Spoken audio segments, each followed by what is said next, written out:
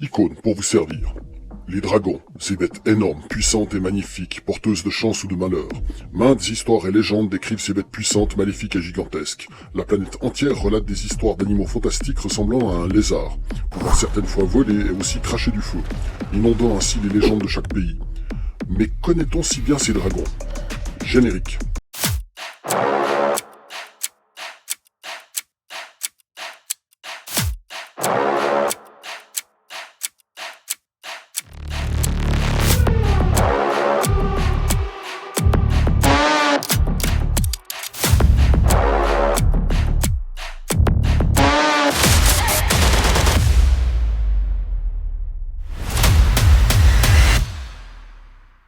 Le mot dragon tient son origine du mot latin draco, qui veut dire approximativement grand serpent. Eh ouais, pour le mot draco c'était prévisible, le latin étant une des sources principales du français. Votre prénom à vous c'est François, c'est juste? Le dragon est souvent comparé au reptile, mais ce qui va vous mettre le ravioli en ébullition, c'est de savoir que presque toute la planète possède des légendes faisant référence au dragon, d'une manière ou d'une autre. Mais on sait que cette bête n'a jamais existé, et on pourrait aussi le comparer à un dinosaure, ce qui est d'ailleurs déjà arrivé auparavant, on y reviendra. Mais on sait que les hommes n'ont jamais croisé les dinosaures. Donc, voyons ce que l'on sait des origines de cette bête fantastique. Les tout premiers récits de dragons nous proviennent des premières civilisations, voire même du paléolithique supérieur, et plus particulièrement de légendes africaines. Ok. En effet, les légendes n'ont pas de frontières, et les hommes adorent faire flipper leurs enfants avant d'aller au lit en racontant des histoires de gros monstres. Donc le dragon aurait d'abord évolué en créature légendaire pour faire peur. Le mythe serait parti d'Afrique. La Congo-lexicomatisation. Puis se faufile en Asie du Sud-Est, ensuite l'Australie, puis en Amérique du Sud, bien avant que Christophe vienne foutre le bordel. Puis enfin l'Europe paléolithique. Vous connaissez ma femme? Dans les légendes, le proto-dragon avait un corps de serpent. Il gardait principalement les points d'accès à l'eau. Et dans les tout premiers mythes, il pouvait déjà voler et pouvait disparaître quand le soleil et la pluie se croisaient. Les premières représentations rupestres des dragons les décrivaient comme couverts d'écailles, possédant des cornes et même de la pilosité humaine. Il n'avait rien de mieux à faire que de regarder la fresque. Ils provoquaient des ouragans et des tornades. Et 4000 ans avant Jean-Christophe, on trouve dans une tombe chinoise du site néolithique de Xinchipo, dans la province du Henan en Chine, une représentation en coquillage d'un dragon posé à côté du défunt. Peut-être une symbolique du rang auquel appartenait cette personne, ou un symbole de protection.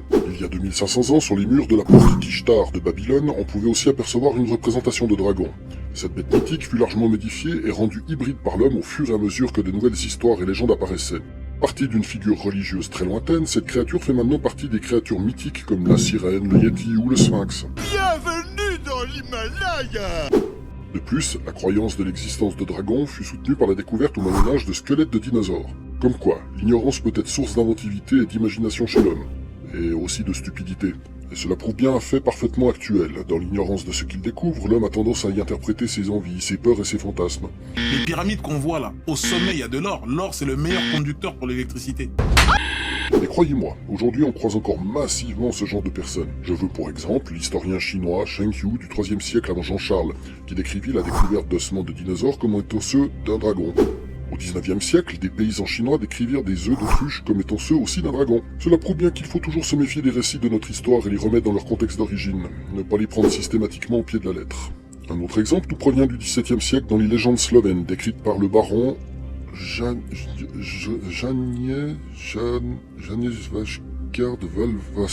Janez Vashgard Valvassor. Enfin, bref, le baron Jeannot. Et de nouveau, l'ignorance de l'époque attribua le protéanguillard, que l'on appelle aujourd'hui la salamandre blanche, comme étant un bébé dragon. Celle-ci sortait des grottes après de fortes crues. Déconseille d'entrer dans les chiottes! À cette époque, elle confortait l'idée que les dragons nichaient logiquement sous terre à notre insu. Le protéanguillard est en fait un amphibien cavernicole, vivant strictement dans le noir des grottes. Les dragons occidentaux sont relativement toujours représentés la même chose. Ils proviennent principalement de la mythologie grecque, celtique et nordique. Il s'agit toujours d'un reptile qui vole et qui crache du feu. Ceux-ci sont généralement combattus par des héros qui veulent sauver le monde, prouver leur valeur ou récupérer quelque chose. Dans la mythologie, le dragon est lié à la terre et au feu. Ainsi, le dragon est un personnage autant craint que divinisé, symbolisant le châtiment et l'enfer. Le christianisme utilisera le dragon comme symbolique du mal, représentant ainsi Satan. L'histoire la plus connue étant Saint Georges combattant le dragon. Alors qu'il n'y aura plus de dragons sur Terre, qui donc devras-tu tuer pour vivre? Les dragons asiatiques diffèrent de ceux européens sur plusieurs points. Ils restent dangereux mais pas hostiles. Ils sont vénérés car ils représentent les forces de la nature. Ils sont représentés aussi fins qu'un serpent et ne portent pas d'ailes, ce qui ne les empêche pas de voler. Leur tête est plus imposante, beaucoup moins animale, mais plus expressive que le modèle européen. Ils sont vénérés ainsi en Chine, au Japon, en Corée et au Vietnam. Ils représentent principalement les esprits du climat, la force de toute chose, et aussi la puissance du pouvoir en place. Le fait de mettre en avant la symbolique du dragon, celle-ci devient un porte-chance ou porte-bonheur. En faisant ceci, vous invoquez sa puissance. Dans la culture amérindienne, le dragon est représenté principalement par le serpent à plumes, appelé Quetzalcoatl, ou Kukulkan, chez les Mayas. Celui-ci peut voler et se cache principalement dans les nuages. Il compte parmi les créatures les plus importantes de cette époque, et on le retrouve dans de nombreuses sculptures et fresques. Alors comme ça, vous êtes gaulois. Oui. Eh ouais, il n'y avait pas la TV, il fallait s'occuper pendant les longues soirées d'hiver. Revenons à l'histoire du dragon des légendes européennes. Celui-ci niche toujours dans un lieu fermé, de prime abord invisible aux humains, principalement dans une grotte comme les serpents dont il est directement inspiré. On lui attribue souvent le rôle du Big Boss, gardant une entrée ou un lieu comme un gardien ultime. Du côté plus psychologique, on peut lui attribuer l'image de la dernière épreuve de force pour la lutte de la vérité. Le dragon fascine par sa beauté et par sa suprématie légendaire. Certains le vénèrent comme une divinité et d'autres le craignent. Le dragon a 7 têtes, appelé Hydre. Une version connue dans la mythologie grecque s'appelle l'Hydre de Lerne. J'ai dit 7 têtes, mais selon les histoires, on peut en compter 5 ou 9. Une certaine variante comptait même des centaines de têtes. Combien? Ce qu'il faut pas raconter pour faire peur au monde. Ceci dépend évidemment des origines de ces récits, mais l'Hydre la plus répandue en possède 7. Et pourquoi plusieurs têtes? La symbolique du groupe, une équipe, une entité où chaque membre contribue, et aussi pour la symbolique de sécurité pour elle. En effet, dans certaines versions, lorsqu'on lui coupait une tête, celle-ci repoussait.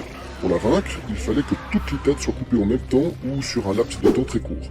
Dans d'autres versions, toutes les têtes sont mortelles, sauf une, généralement celle du centre. Hercule, ou Héraclès comme vous voulez, était en charge de tuer l'Hydre de Lerne. Il s'agissait du deuxième de ces 12 travaux badass à accomplir. Dans la culture romaine, dans l'Antiquité, le terme Draco signifie davantage serpent. Les Romains s'étant largement inspirés de la culture grecque. Ils nous firent connaître le dragon tel que nous le voyons aujourd'hui. Ceci grâce à l'expansion de leur empire. Dans la mythologie celte, le Mabinogi de Lud et de Levlis... Mabinogu de Lud et de Levlis... What? J'ai vraiment de la peine.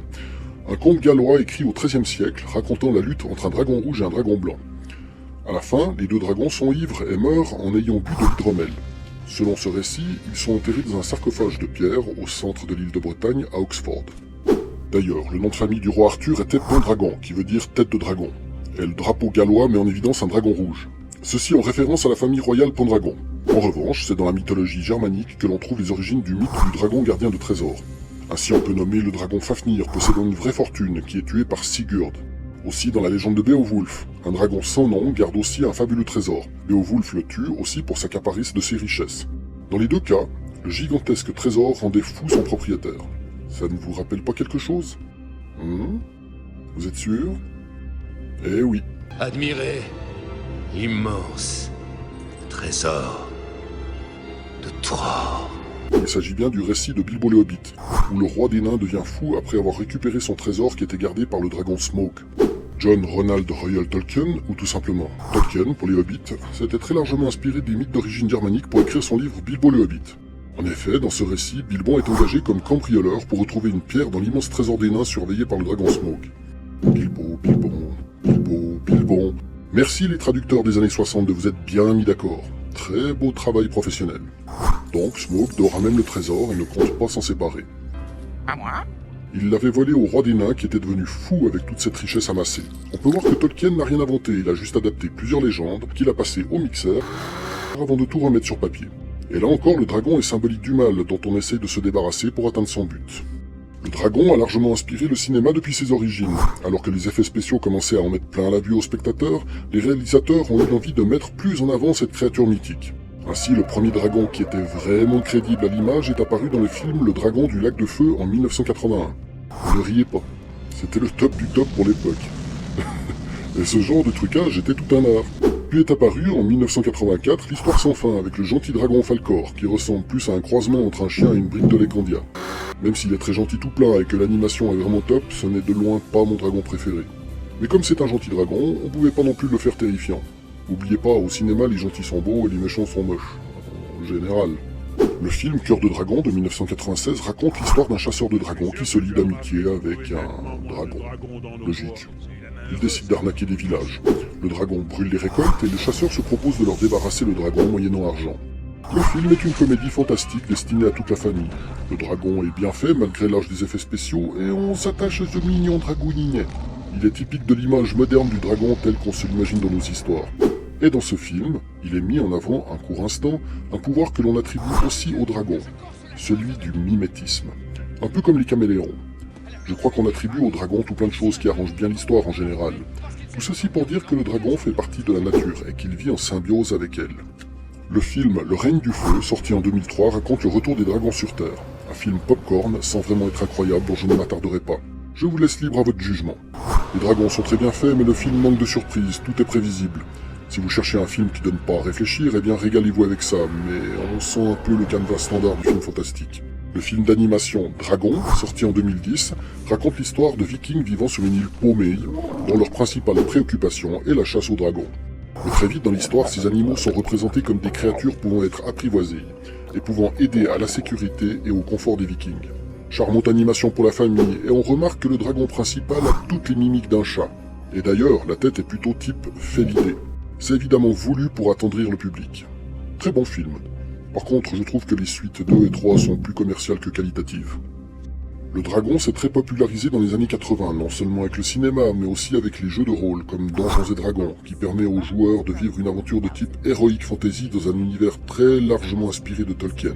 Le dragon y est évidemment mis comme une créature suprême d'une histoire, comme un boss.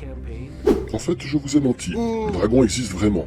Enfin, pas comme on se l'imagine dans les légendes. L'île de Komodo, en Indonésie, entre Sumbawa et Flores, sert de refuge à une espèce de lézard géant, le dragon de Komodo. Une sorte de varan atteignant en moyenne 2,60 m et pouvant peser jusqu'à une centaine de kilos.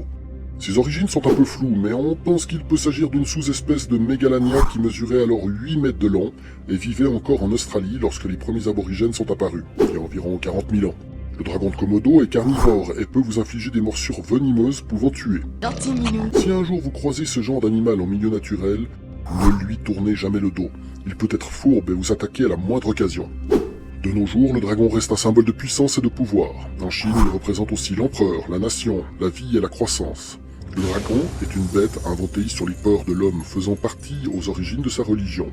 Le dragon est un animal mythique rassemblant tout ce que l'homme a toujours souhaité et redouté dans sa vie, faisant de lui l'être mythique suprême qui n'est pas prêt de disparaître de nos cultures. Cette vidéo est maintenant terminée, merci de l'avoir regardée jusqu'ici. N'oubliez pas de liker, de vous abonner pour que YouTube soit content, et d'activer les notifications pour être averti des prochaines sorties. Ciao! Hé!